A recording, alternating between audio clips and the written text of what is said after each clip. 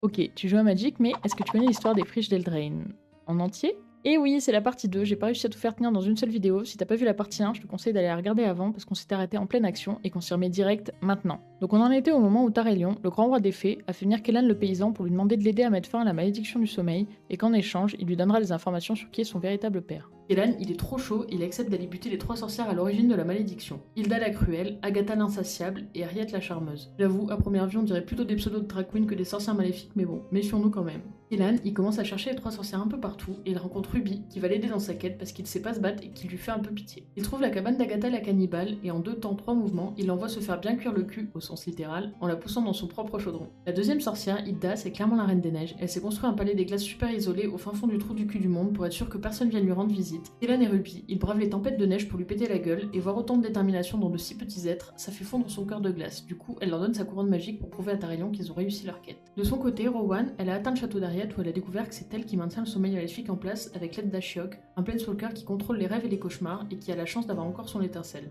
Harriet, elle dit à Rowan que c'est la sœur de sa mère biologique qu'elle n'a jamais rencontrée. Je suis ta tante, Rowan. Et qu'elle va l'aider à gagner en puissance et à maîtriser ses pouvoirs pour éviter qu'elle détruise toutes les montagnes du royaume à chaque fois qu'elle a un syndrome prémenstruel. Un jour, après plusieurs semaines à s'entraîner avec Harriet, Rowan croise Kellan et Ruby qui se sont introduits dans le château. En même temps, il y a Will et Imodaine qui se sont réconciliés et qui sont en train de les assiéger avec leur armée, et tout ce beau petit monde se lance dans une giga bagarre. Au final, les gentils gagnent, les méchantes s'enfuient, Harriet dit à Rowan de faire profil bas et qu'elles se retrouveront très vite, puis elle transplane avec Ashiok. Kellan, il va voir Tarelion pour lui dire qu'il a fini sa quête, mais je crois qu'il a bien aimé cramer des sorcières gratuitement parce qu'au final, il lui dit qu'il préfère attendre que sa mère soit prête à lui parler de son père elle-même.